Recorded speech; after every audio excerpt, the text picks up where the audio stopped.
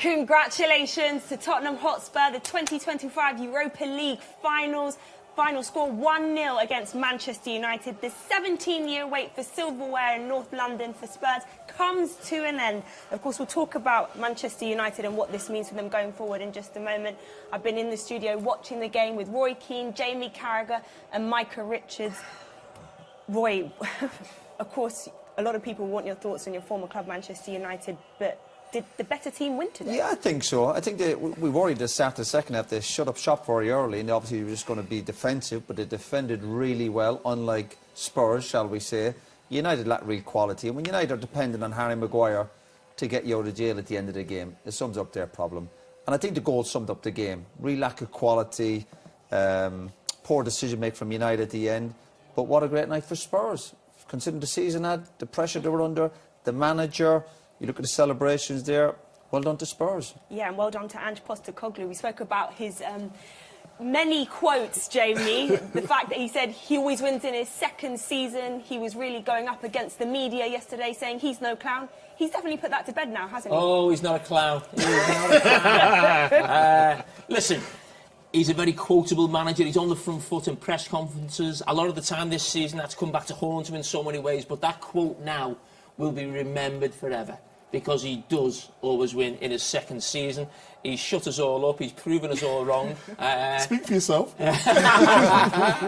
But, yeah, everybody remembered more for that quote than actually the trophy that he's won, because that's something that's sort of been used to beat him all season, because no one could see Tottenham winning anything. They run that he won, losing 21, I think, league games in the Premier League this season. I mean, Roy's right. I mean, in terms of the stand, it was actually exciting because it was that bad. There was almost anxiety to it. You know, everyone was giving the ball away. I mean, it was a shocking game.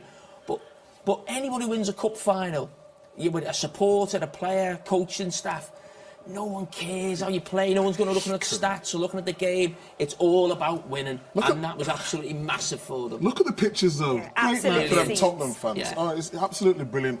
Don't forget there's no Madison, no Kulusevski as well. I think it showed in the game. Jamie summed it up perfectly. The game wasn't great, but it doesn't matter. No one remembers what the game's like. People remember who wins and sometimes who loses. I mean, it's just a great moment for them, because imagine the pressure coming into this game for both clubs as well. Ange put pressure on himself, but he delivered, and that's all you can do. And I'm delighted for him, because in his first season I thought he did really well. He was playing really good football. This season they've been short of where they need to be, but to go away with the Europa League trophy, they deserved it on the night. Yeah, Ange has delivered the first European trophy to Tottenham Hotspur in 41 years. But let's talk about Ange Postecoglou, because many felt that today was going to be his penultimate game. Do you think, based on this result, based on what he's delivered to the club, he should stay on?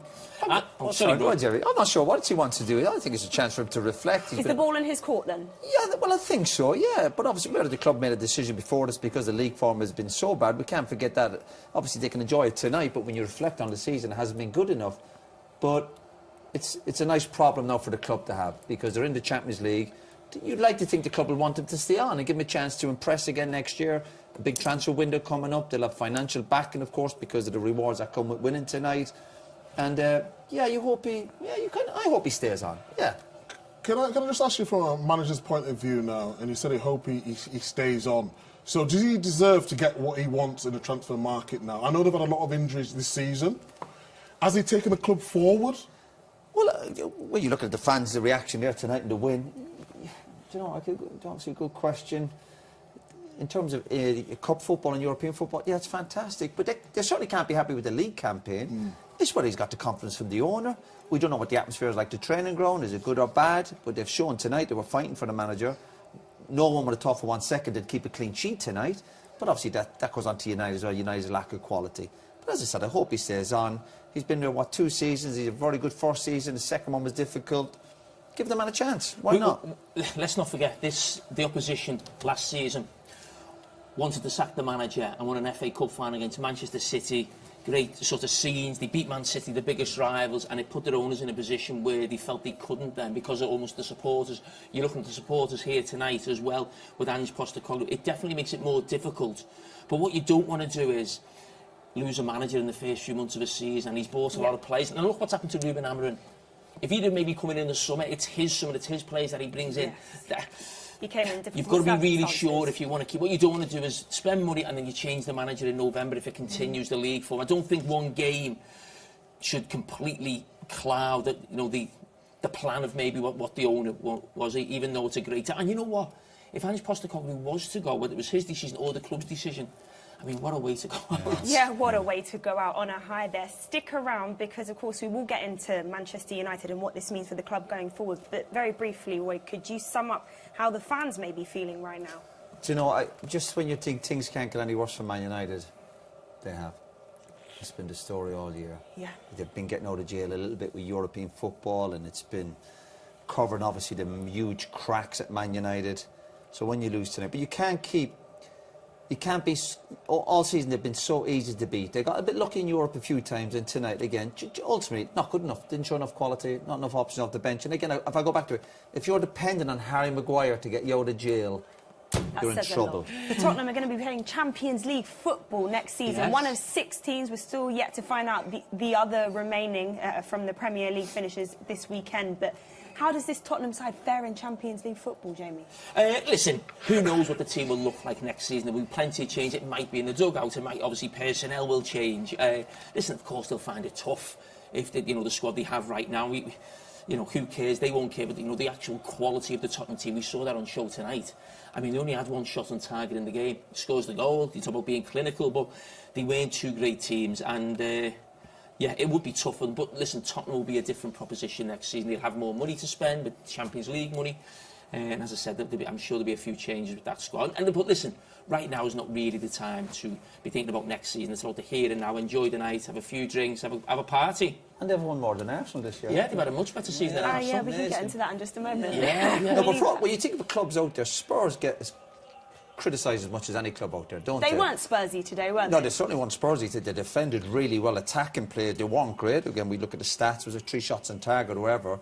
But listen, we made the point earlier, it doesn't really matter. But for all the critics over the years of Spurs, we've said, oh, they've got a lovely stadium, but it's all about getting trophies. They can get their hands on that trophy tonight and really enjoy it. And obviously the big rewards, and of course when you come back pre-season, is the fact you're in the Champions League next year. The knock-on effect for the club is fantastic. You look at the United end there, how they must be feeling. But it's Spurs night. Enjoy it. Yeah, enjoy it. Like we said, it's their first European trophy in 41 years. What an achievement by this squad and Ange Postecoglou. Micah, what do you feel will be going through the minds of the Manchester United players? Oh, I mean, despair. In terms of the game, with the experience I had with Fernandes and Casemiro, I just thought they would get over the line in big moments. We say so much, whether it's Champions League, whether it's Europa League, that big players step up in big moments, and Fernandes couldn't get a grip on the game today. I thought Spurs defended really well when they needed to. I said before the game in terms of the way Spurs could get at United as well, and it paid dividend because they've obviously watched that. I thought Undogi did well against United, but if you're looking at United now, I think it's not good enough. They were predictable, weren't they, Micah? They were predictable in terms of very crossing predictable. it. But I think the bigger picture is, and we'll get into it a little bit later, is if they would have won tonight, everything would have been fine. You get into the Champions League, yes, papering over the cracks. But we've been talking about Man United for a while now, and they're not good enough. And you can't keep just scraping these wins and think it's okay. And we keep talking about the size of Man United. It's just... It's not right. It's not good enough. I mean, the one thing I've just seen there, you see all the Tottenham players lining up in the kits. James Maddison's gone full kit. He's gone full John Terry. He did travel with the team despite not being available for but the he's final. got shin pads on. He's got shin pads on, yeah. He used to have the rub. That wasn't for you, right, in 99? No chance of getting the kits on? No, not for me. But I think the rules have changed there, haven't they? I think the players, there's more medals in the bigger squads, and I think they can get onto the pitch. It was slightly different in my day, but listen, Ange there is a relief, man. Whatever you say about him, I know he seems like a laid-back guy and the pressure was getting to him, but there's a lot of relief there. Because what happened when you saw him with his staff there, it's relief as much as anything. And you think of this Tottenham Hotspur squad, the likes of Son coming on. He's been a servant to the club, 10 years there, 1 year left on his contract. He now leaves as a trophy winner with the club if he leaves the club. I'm delighted for him maybe more than the managers. I know the manager has a lot of criticism, and rightly so, but sometimes we all in the game like to see someone sort of win when they've had a lot of stick.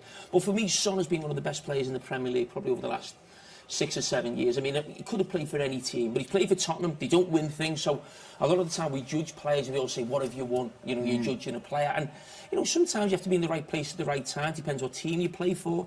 But for me, he's been one of the best players in the Premier League since he's come, and he deserves his medal. What can we say about this team? They are 17th in the Premier League table. They've lost 21 games in the league this season, yet they have just won a European trophy and they will be playing in Champions League football next season, Jamie. Listen, I'm not going to forget what I've watched all season. Credit to them tonight. They didn't play particularly well. They won a final. But when we sort of like, what are we going to say about this team? Let's not say it's a great team. Let's not call them warriors. Let's not get carried away about what's happened tonight. It's a brilliant moment for that man, the supporters, Son, some of the players there, and they've done well tonight to get over the line. I didn't think they were capable of doing it. I thought the history and the mentality of certain Manchester United players would be too much for this Tottenham team, but the lack of quality in the game was frightening watching it. It did feel like you were watching a team 16th and 17th in the Premier League. But you know what? In 10 years' time, they've won a trophy, and Spurs don't win trophies. So they've created history, and they'll be having get-togethers in 25 years today, telling each other they're all legends, and maybe in Spurs' way they are. You know, they've done something that very few Spurs teams have done before. Well, you guys got to win European trophies. What's it like? What's this moment like? It was different for me with the league, but in terms of that moment when you get over the line, I don't know, I was drunk in the dressing room at this stage. Kind of drowned in my sorrows as well, Micah. What was that like? What was you drinking? Top shelf? Champagne, I think. The good stuff. Yeah, the good old days. But, Rory, you did say before this game you had a niggly feeling that Spurs could get the job done. It seems like it's been the year of the underdogs. You look at some of the competition winners across Europe, Newcastle winning the League Cup over Liverpool, Crystal Palace more recently beating Manchester City in the FA Cup, Bologna in Italy getting their first cup in 51 years. I just had that feeling today when travelling down here. I was thinking, I don't know what it was, just sneaky feeling going to beat them. But just if you felt you had the belief, of course, in any big game, you look at the first goal. And when they got that first goal, you felt, I remember they shut up shop very early. We were watching it going, it's a long way to go yet. They were almost playing for time after probably 50-odd minutes. But they hung in there, they defended well. United's lack of quality obviously was there for everyone to see. But do you know what? Spurs defended with a bit of spirit, a bit of fight. They defended crosses and corners, one or two mistakes, but everyone helped each other out. You see good players like Son there, and yeah, you can't begrudge them their success. Huge problems, obviously. We knew that before for United, but just confirms it. But, yeah, do you know what? Credit to Spurs, you know what I mean? Listen, we know football is tough, and it's hard to win trophies. So, all credit to them.